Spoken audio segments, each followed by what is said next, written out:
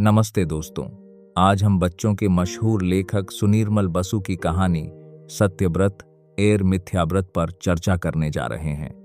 इस कहानी में सत्यव्रत की सबसे बड़ी खासियत यह थी कि वह कभी सच नहीं बोलता था।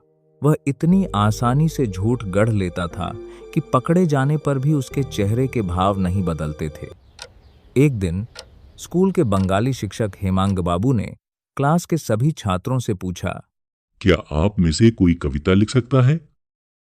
भले ही बाकी सब चुप रहते हैं, लेकिन सत्यव्रत अपना हाथ उठाता है और कहता हाँ, मेरा है कि चाचा कविताएं लिखते हैं।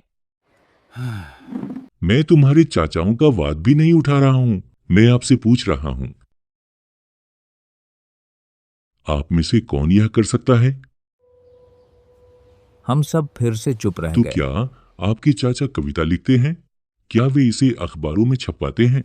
सत्यव्रता ने हेमांग बाबू की बात को आगे बढ़ाते हुए कहा, जी सर, उनकी कई कविताएं अखबारों में प्रकाशित होती हैं। जी हाँ, उसका नाम क्या है?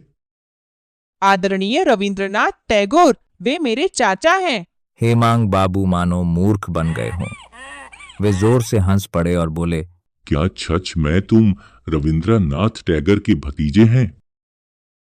मुझे तो पता ही नहीं था। अगले दिन सत्यव्रत का झूठ पकड़ा गया।